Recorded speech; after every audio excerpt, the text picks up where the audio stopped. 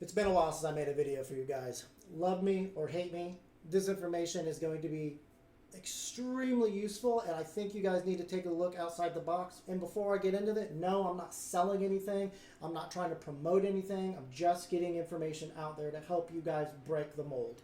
There's been some backlash about recent winnings and recent things that I've said. For starters, I'll read the tweet verbatim for you guys. I said, if you haven't won a YCS yet and you're not in Pax, Jesse, Rubens, etc. circle, then just don't even show up to the events. You don't have a chance. The game is monopolized now. They figured it out. That's it. The game has been completed. So first and foremost, all of those players, they help the community. They have tons of tutorials. They have tons of videos. They have tons of classes that are going on. But the reality of the situation is players are too far behind and they're never going to be able to catch up. And they're never going to be able to catch up because the players that are currently winning and currently traveling and currently playing the game so much, as they are giving you guys information on how to combat the meta, they are learning about the game as well and continuing on with the game and their expertise. So there's never going to be an area where that gap can what am I looking to say, guys? Can get shortened, you know? I fully believe this. I think if you look at it as like a 400-meter run, you know, you have the players that are constantly winning. They have a 100-meter head start. And then as the other players are coming into the game, you know, they're starting all the way back at the start line. But what ends up happening is everybody's trying to play catch up. Those players are consistently going to outperform them because they have a head start. You know, we used to live in a day and age where whoever won a YCS, it was like, oh God, I've never heard of this guy, or who is this guy, or what's this guy, what's been going on? We're not in that day and age anymore. We are in the day and age of, if you win a YCS, you've probably won one or two other events, or you have been in the finals before, at least finishing top four, left and right. It is not a surprise when you're winning events at this point. The last two events were both won by Landon Oliver.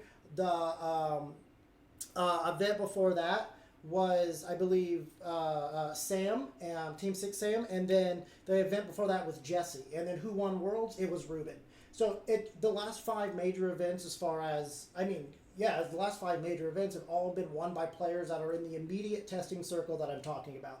And unless you are in one of those circles, you are going to be way too far behind to catch up. Now, I don't think they're doing anything wrong in the game whatsoever. I just do think that they have it figured out, and it is completely monopolized. They are doing their best with giving you guys spreadsheets, but here's the truth of the situation. I'm not going to give you a play-by-play on how to beat me if I wasn't confident in that. You're not going to be able to beat me. You know, that wouldn't make any sense whatsoever. Have you guys been on like TikTok and you see those courses that people are selling, or those pyramid schemes? It's like, why is somebody teaching me how to make money when they could just keep on making money? That's a good point. That's a good question. And the reason is they're not really teaching you that, okay? They're not really teaching you how to win an event. There's something that's going on, there's something that's not going on in these classes or these teachings that happen to be going on, where you're getting valuable information from spreadsheets and like how to play a deck, but what you are lacking is the player-to-player interaction, how to find out if an opponent's bluffing, how to bluff an opponent. You're not getting any of those things, and those are insanely key elements to learning how to play this game and how to play the game at the highest level. The other thing you have to realize is these players have been playing so long and so professionally is they do not make mistakes. Like, that's where the big cutoff is. It's when they are playing, they are making the correct play every single time with every single scenario and situation that can be had. And the only way to get that way is by playing the game 20, 30, maybe even 40 hours a week. And that's just not what some of the player base is willing to do to be able to get to the point where they're playing flawlessly. You know, how many people have sat here and complained about Dogwood, and they're like, oh, well, we had a 26-minute game one, and then game two we started in Dogwood, and then I just lost. That's because you're struggling around with your deck, you're fumbling around with your deck, you don't know the deck's ins and outs. Like, yeah, you have a spreadsheet and you know what the deck can do, but do you know what the deck can do against another deck, or a different deck, or against the mirror match? You know, it's not enough to know what the cards can end on, because the most important factor, and quite honestly, is knowing what other decks can do to your deck and where they can stop you and where those decks choke points are. And as a community, I really, really don't think people are sitting down and playing 40 hours of Yu-Gi-Oh! Against every single deck in the format. So what I'm saying is these people that you guys are getting these spreadsheets and you're taking these classes from, they are doing the research. They are doing all of that and then giving you guys a spreadsheet. They're doing the legwork for you guys. And you guys are taking those classes and taking those spreadsheets thinking, oh, I've got a chance now. When in reality, you don't. You just don't have a chance. I don't think people really understand how vigorously these players practice this game. It is an absurd level. Like, they're easily putting in 30 hours a week playing this game. And to the average player, which, by the way, it's the average player buying these spreadsheets, they don't have the time in the day to do that. They don't have time to test 30 hours a week for an event that's coming up. These players live and breathe this game, and on top of that, they're profiting off of playing this game. A lot of these players are working like part-time jobs and then just playing the game full-time.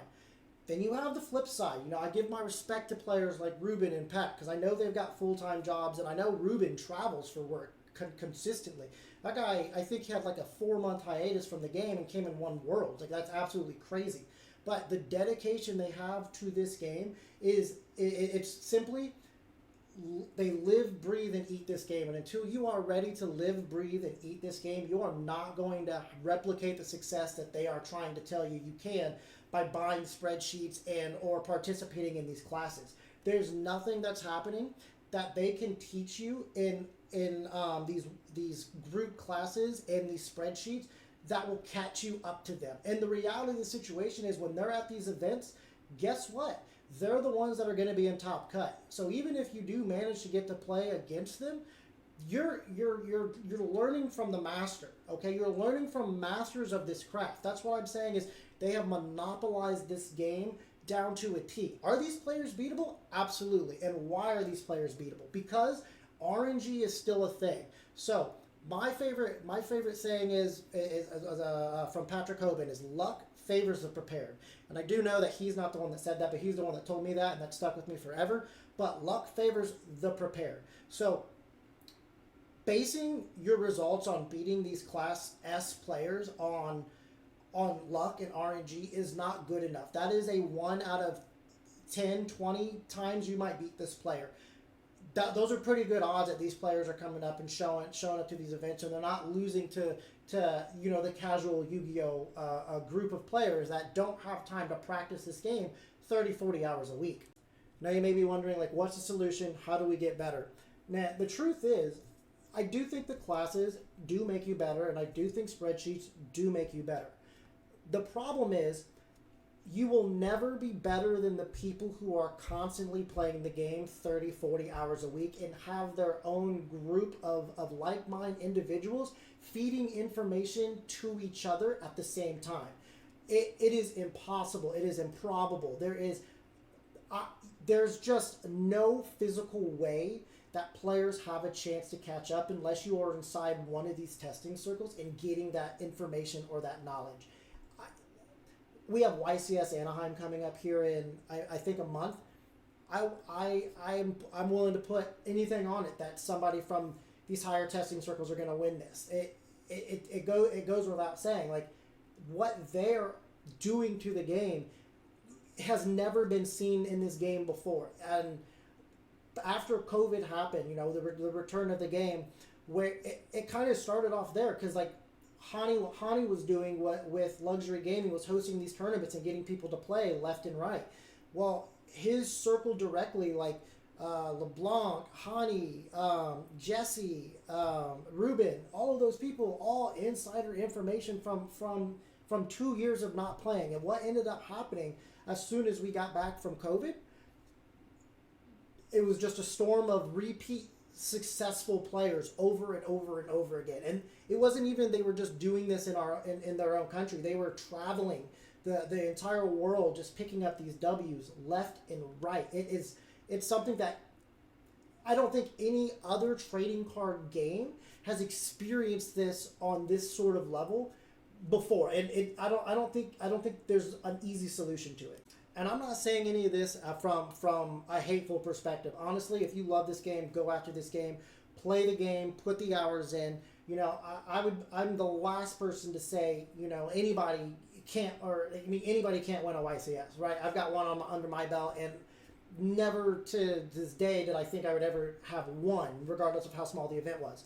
But the truth of the matter is that these guys live and breathe and eat this game to the point where their income is also based off of playing this game. So they have that flexibility of having the hours to play the game. They are quite literally getting paid to make these spreadsheets, to make these videos, and to make these classes, to play the game.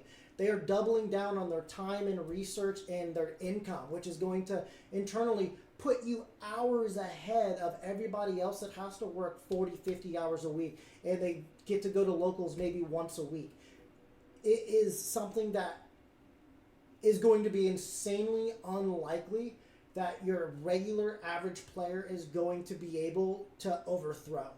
And with that being said, I want to hear your guys' opinions. Please, I do have a series coming up that is going to actually help. I do believe the player base moving forward, but that'll come by the end of the year. So I just wanted to get this out here. Hopefully, this gets enough traction where a lot of people can kind of see this and digest what I'm saying, and not seeing it as hate speech or of any kind whatsoever, or it to be like demoralizing to play the game, because I do think there is a solution. I'm just not there yet. Let me know what you guys think.